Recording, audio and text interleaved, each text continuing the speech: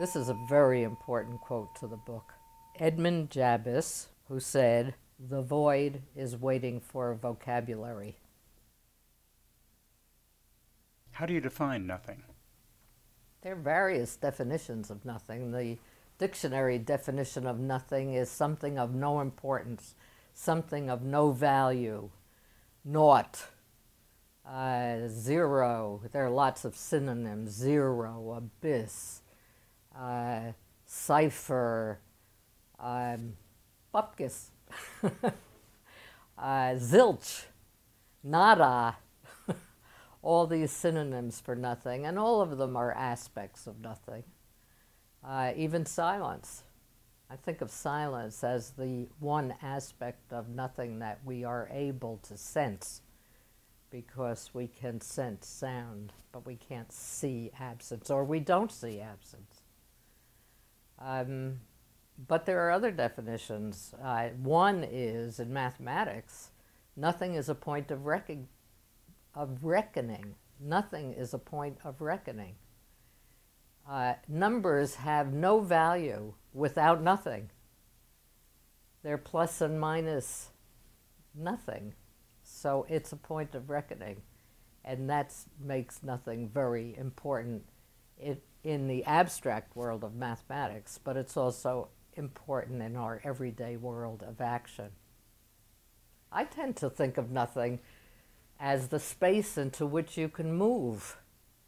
That if it weren't for nothing, everything would be static, paralyzed, in place. Nothing is our freedom. Nothing is the point from which we launch creativity. We can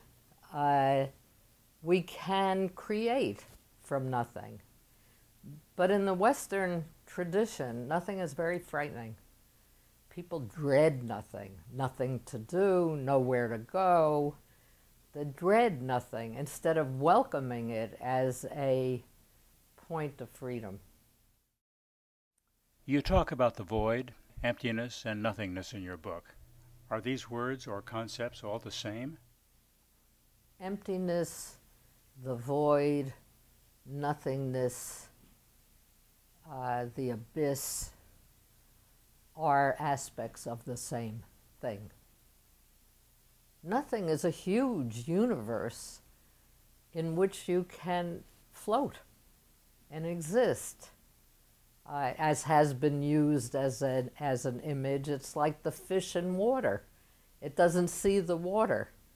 It's part of its environment. Nothing is part of our environment. And it's like light in a spectrum. These different words all have a different cast to them. But I do think they all refer to the same thing. The one that seems different to me qualitatively is silence, because we can hear silence. Not absolute silence, but we are so familiar with it. We don't hear the space between words, but our words would have no meaning if there weren't spaces between them. We don't see the space between words on the page, between sentences, between paragraphs, but it's the space that gives it the meaning. How does understanding emptiness or nothingness relate to the practice of meditation or meditative quality?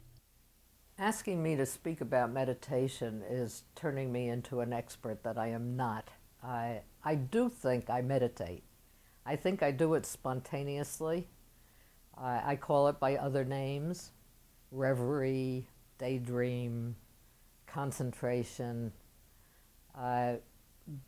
I think that you could get a much more coherent answer from somebody who actually practices meditation if I am to honor their testimony, the testimony of practitioners. Meditation quiets the mind. It quiets down that part of the mind that is active in our everyday life, responding, reacting to the things around us.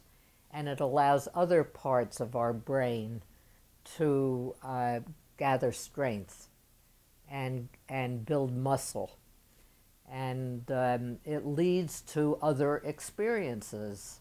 Some call them transcendent.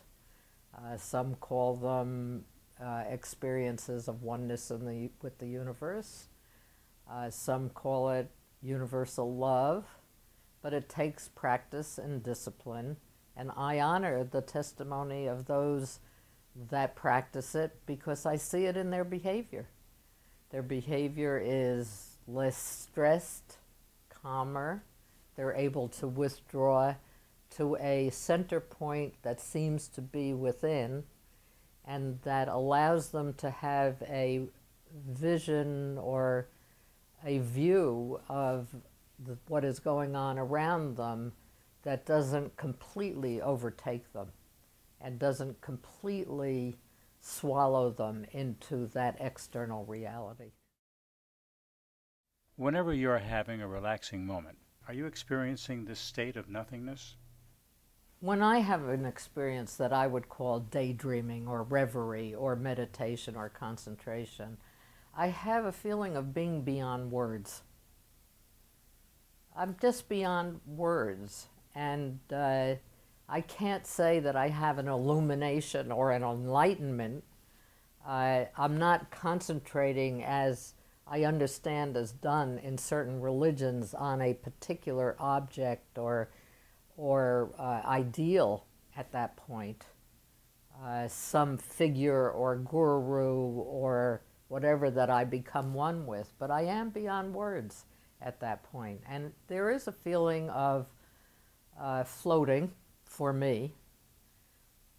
That can be terrifying for some people. It's not for me. It's a wonderful experience of being released. Antoine de Saint-Exupéry, a very revered writer, said, "What is essential is invisible to the eye."